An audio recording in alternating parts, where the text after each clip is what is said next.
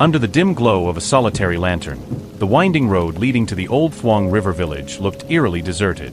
It was past midnight, and the moon hung low and yellow in the starless sky. On either side of the dirt path, dark silhouettes of ancient trees whispered among themselves in the gentle breeze. Their crooked branches seemed like twisted arms reaching out to any hapless passerby. Here in Thuong River Village, few ventured out after sundown. Fewer still dared to linger near the old cemetery. Rumor had it that something unearthly roamed those grounds once night fell.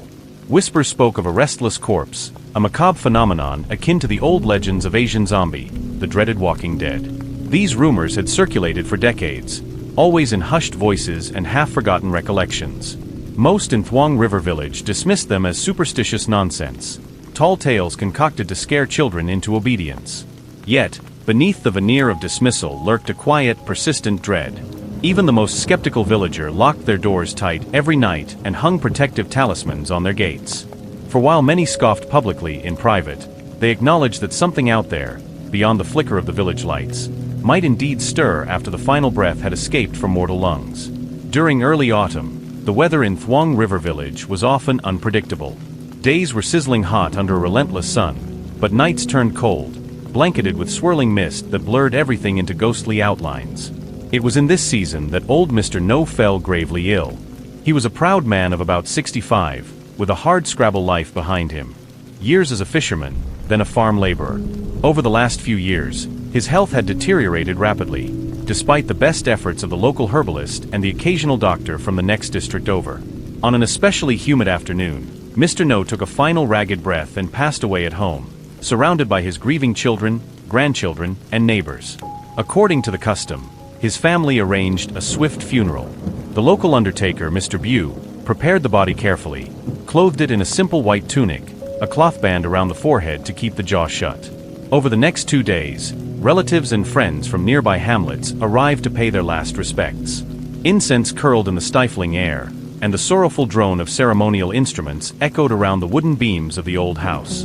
As the final day of mourning approached, heavy clouds congregated overhead. The funeral schedule required them to move Mr. No's coffin early in the morning, transporting it by foot to the communal cemetery about a mile from the village center. They chose dawn, hoping for a quiet, respectful procession. A small group of pallbearers, led by Mr. No's eldest son, Luan, lifted the heavy wooden coffin and set out on foot. The atmosphere was laden with tension, for although no one said it aloud, many harbored unease. In the days prior, a number of ill omens had appeared around the household. Unexplained knocks at night, a stray black cat found mewing under the raised floor at midnight, and a candle at the family altar repeatedly blown out by invisible gusts of wind. The route to the cemetery was lined with tall, ancient trees on one side, and a soggy paddy field on the other. Some distance ahead, the path curved near a deserted workshop, an abandoned coffin-maker's shack that loomed close to the bend. Local legend insisted that bad things happened in that area. Creaking of warped wood and shifting shadows had been reported more than once. Yet, no solid evidence existed, only stories that older folk recounted in trembling tones. As the group marched forward, the sky darkened. The wind picked up, rustling the leaves into an agitated chorus. Luan felt his arms tremble from the effort of holding the coffin along with his cousins. The coffin was heavier than they expected, as though dead weight pressed from within with more force than natural. The few onlookers from neighboring houses watched from a distance, reluctant to join this peculiar mourning funeral. A dull sense of dread permeated the gloom. Everything proceeded routinely enough until the procession neared that notorious bend near the deserted coffin-maker's shack. Suddenly, the wind howled like a wounded beast, swirling dust in the air. The 4 pallbearers groaned. The coffin seemed to grow impossibly heavy. They paused, panting, shifting their grips. "Is it just me, or does this coffin weigh an extra 100 pounds all of a sudden?" gasped Luan's cousin Chu. Luan replied between ragged breaths, "Feels like it. I can't keep a stable footing." Their attempts to regain composure were cut short by the shriek of crows. Out of nowhere, a handful of black birds descended, cawing in agitation. They spiraled overhead, like a chaotic omen. The old folks who accompanied the funeral retreated a step, some muttering prayers under their breath. An oppressive hush fell. Even the insects grew silent. Then, with a startling jolt, the coffin wrenched free from the pallbearer's hands. As if propelled by an invisible force, it fell hard to the ground, the wooden lid shuddering ominously. Luan and Chu stumbled, nearly toppling over each other. "What in heaven's name?" Chu exclaimed, eyes wide with alarm. He tried to reach for the coffin corner, but froze at the next sight. The coffin lid began to crack, splintering from within. At that moment, a thunderous hush sucked the breath from every witness. Then, in a violent surge, the lid was shoved aside from inside. A shudder shot through the crowd. Women shrieked and men shouted in alarm. Pushing up from the coffin, the corpse of Mr. No slowly rose. His eyes, sunken and dull, flickered open with milky, lifeless pupils. His mouth twitched, lips parted to reveal teeth stained a ghastly shade, and a long rattling groan emitted from his throat. The stench of decay poured forth, forcing the nearest onlookers to stagger back, gagging. A surge of pure terror broke among them. The undertaker, Mr. Bu, lost composure and bolted away, cursing the foul spirits. Chu dropped to his knees, trembling uncontrollably. Meanwhile, Luan was petrified with shock. He could only watch as his father's corpse, clad in the funeral garments, swung its legs over the coffin edge and clumsily stood. In the half-light, Mr. No's face twisted in a grotesque semblance of life. His skin had turned ashen, with bluish patches that signaled advanced decomposition. Yet, impossibly, the corpse moved, raising an arm as if scanning for the living. He made a noise that was neither fully human nor purely animal, an otherworldly hiss that resonated in the chest, reminiscent of the Asian zombie from the old wives' tales. No one could muster the courage to approach. Some retreated, hollering warnings to neighbors. Others, paralyzed by disbelief, stood transfixed. The dead man's head jerked about in an unnatural angle. Then, with a movement too quick for a decaying corpse, he lurched forward, driving Chu to roll aside and scramble away. Luan, fighting the primal urge to flee, choked out a single plaintive question. "Father, is that you?" The only response was a rasping breath and the dull, lifeless gaze. The mouth stretched open, as though ready to devour something. The corpse launched itself with a surprising speed in Luan's direction. He sprang back, heart hammering, uncomprehending how his father, dead for 3 days, now moved with horrifying agility. Screams erupted from the small funeral party. A group of men, regaining some measure of courage, ran to fetch anything that could serve as a weapon. Bamboo rods, wooden poles, even spades from a nearby field. Their minds screamed that this was a dreadful abomination. The few older women huddled together, chanting Buddhist prayers to repel evil. But the corpse pressed forward. The white funerary tunic dragged across the dirt, now stained with mud. A pungent odor of rot saturated the air. Word spread with lightning speed. Neighbors, woken by shrill outcries, hurried toward the scene, only to recoil at the monstrous spectacle. The body of Mr. No seemed unstoppable. Despite its decaying form, the movements were swift, fueled by some unnatural impetus. Multiple attempts to strike it with bamboo rods ended in shock. The rods splintered or bounced off as if the corpse had the strength of iron. The men brandishing spades realized that the slightest misstep put them at risk of being scratched or bitten, an unthinkable horror. A local elder, Bin, recalled old folklore about demon-possessed, a dreaded phenomenon in which a wandering malignant spirit invaded a corpse. The possessed corpse, half living, half dead, rose to wreak havoc on the living, especially those it once knew intimately. Bin shouted for someone to bring a casket nail, a large iron nail typically hammered into the coffin lid to keep the dead from reanimating. "We need an iron nail, or at least an iron weapon, to subdue it. That's the only way to pin it down." Bin hollered. But retrieving such an item was no easy feat on that deserted stretch of road. The casket nails were back at the undertaker's barn, a quarter-mile away. While a few men sprinted to get them, the rest tried to hold the monstrous figure at bay. The possessed Mr. No had already advanced into the ditch, thrashing through weeds and brambles, snapping them aside with horrifying might. There was no telling how long the corpse could remain animate, but none dared assume it would collapse soon. A swirl of wind battered the area, raising dust devils that stung eyes and parched throats. Luan, choking on his fear, tried calling out again, "Father, come back! Father!" Yet the entity in front of him did not respond with any semblance of paternal love. The corpse's jaws opened and closed, as though tasting the night air. A guttural snarl reverberated from its throat. Despite the chaos, a flicker of maternal courage emerged from within the crowd. Mr. No's wife, an aging woman with sorrow etched into her face, stepped forward with tears. "Please let me speak to him," she pleaded, voice quivering. She was told repeatedly that approaching the corpse could be fatal, but maternal desperation compelled her. She advanced, heart-pounding, chanting a Buddhist prayer under her breath, hoping to reach a dormant part of her husband's soul. Yet the corpse responded by snapping its head around, fixating her with hollow eyes. She dropped to her knees, sobbing, "My husband, come back to us." A moment of stillness.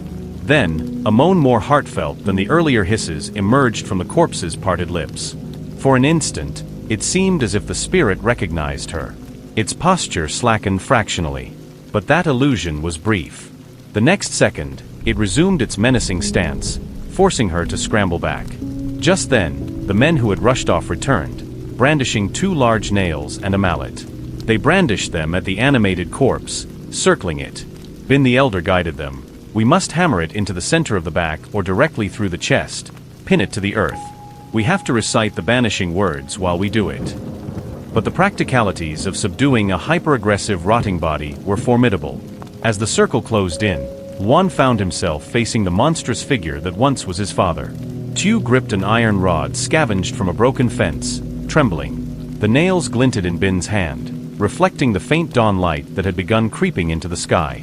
With a collective roar, the group lunged forward. The Asian zombie lashed out in a blur, sending 2 men crashing onto the ground. One man's shirt was torn, revealing claw-like marks scoured into his shoulder. Another man gasped, blood trickling from a shallow laceration across his chest. The newly inflicted injuries rattled the onlookers. Yet those holding the iron rods managed to press closer. One rod connected squarely with the creature's shoulder. It recoiled with an unearthly screech. Juan seized the chance to plant a foot in the muddy soil, raising the casket nail. He swung the mallet with all his might, aiming to drive the nail into the corpse's back. A fraction of a second before the mallet struck, the corpse twisted impossibly fast, seizing Juan's wrist in a bone-crushing grip. Juan screamed in agony, but Tew from behind brought his iron rod down upon the creature's arm. That forced it to let go, albeit momentarily. Juan tumbled aside, yelping from the pain in his battered wrist. Another man hurried to snatch the nail from Juan's hand, determined to finish the job. It was a vicious struggle. Half a dozen villagers, sweat pouring down, hearts in their mouths, faced off against a single reanimated corpse that refused to die. Blood, sweat, and the stench of decomposition mingled in the stale morning air. But eventually, using dogged teamwork, they pinned the creature to the ground near a rocky outcrop. In the last decisive moment, Ben hammered the large nail through the rib area, reciting a half-remembered incantation. The hammered metal drove deep, accompanied by a final horrific shriek from Mr. No's throat. At once, the corpse's limbs stiffened violently, then collapsed, its eyes rolling up. A blackish fluid seeped from the mouth. Silence descended, broken only by the ragged breathing of the men. Sunrise had fully claimed the sky by the time the battered funeral party regrouped. The coffin lay shattered, its splinters scattered around the dirt path. Mr. No's body, pinned to the earth by the iron nail, lay inert once more, his features again seemingly lifeless. The crows that circled overhead vanished.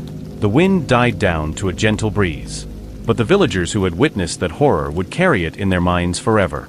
In the hours that followed, the community leaders convened quickly to determine the next steps. The local policemen, having been summoned by urgent messengers, insisted that they must allow a formal investigation. Yet the elders, recalling tales of Asian zombie or demon-possessed from ancestral lore, insisted that the best approach was to perform specialized rites.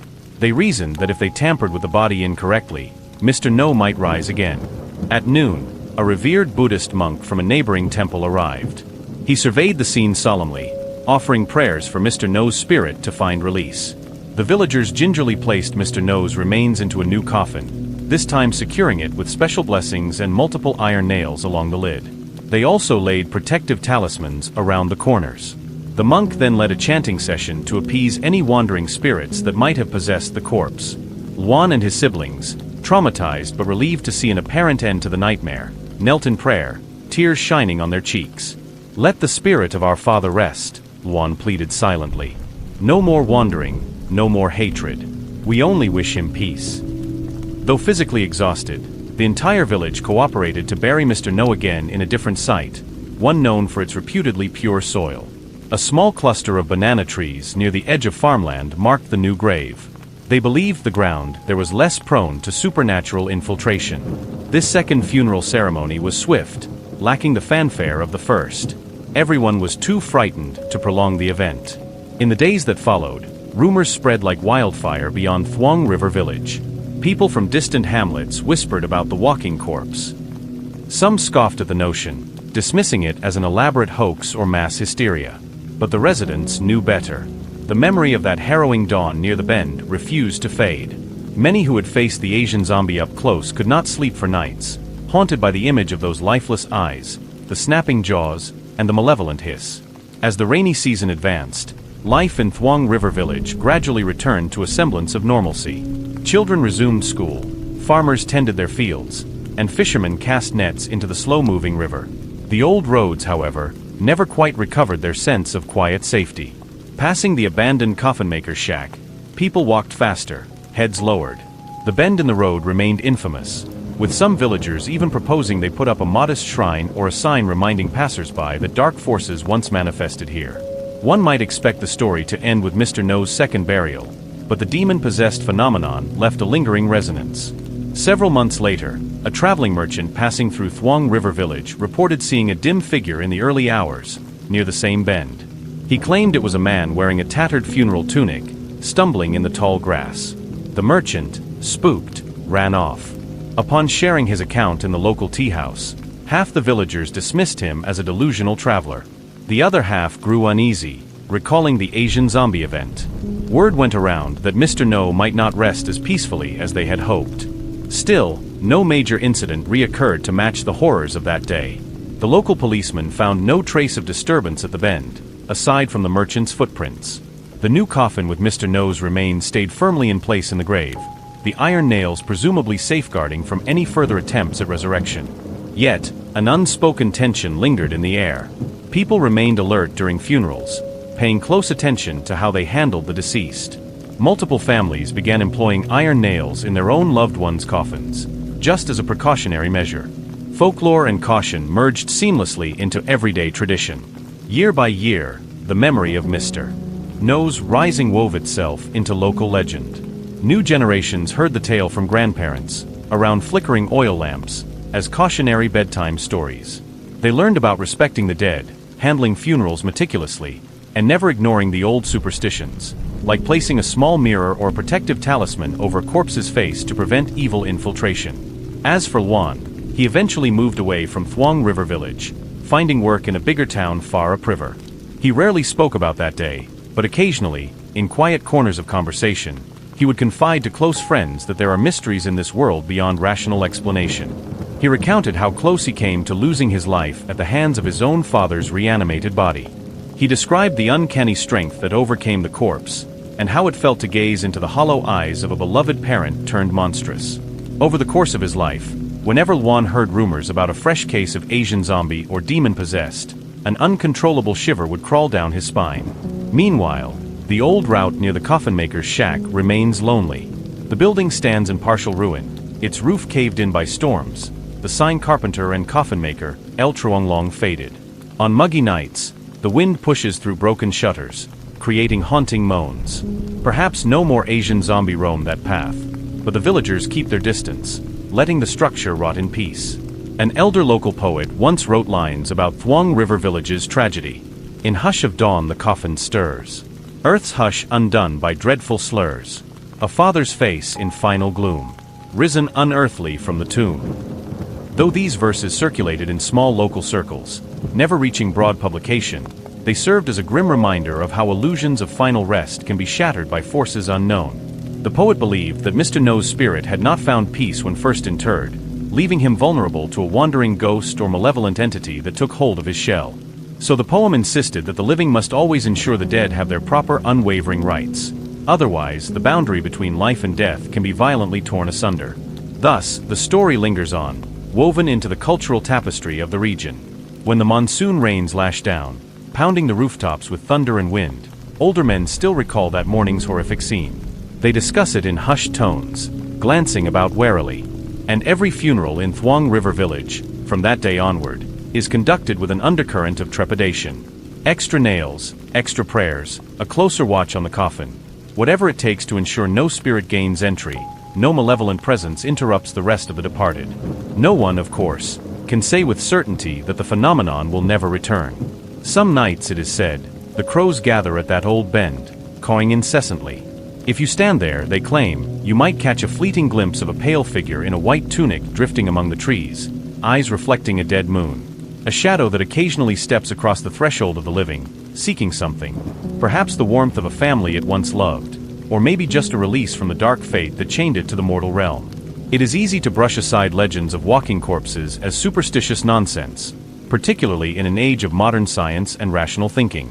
Yet in every shadowed corner of society, tales like these continue to surface, told by trembling lips. Maybe they are embellishments of some simpler event, mass hysteria or illusions. But perhaps behind each demon-possessed rumor, there is a grain of truth, that beyond our mortal ken lies a realm where life and death occasionally overlap, giving rise to nightmares that flesh and blood cannot comprehend. Thuong River Village endures as a reminder that, once in a great while, these nightmares step from that realm into ours. The living can only hope that, with vigilance and heartfelt reverence for the departed, they can safeguard themselves against the restless dead. Lest we forget, the boundary between life and afterlife might be thinner than we care to admit.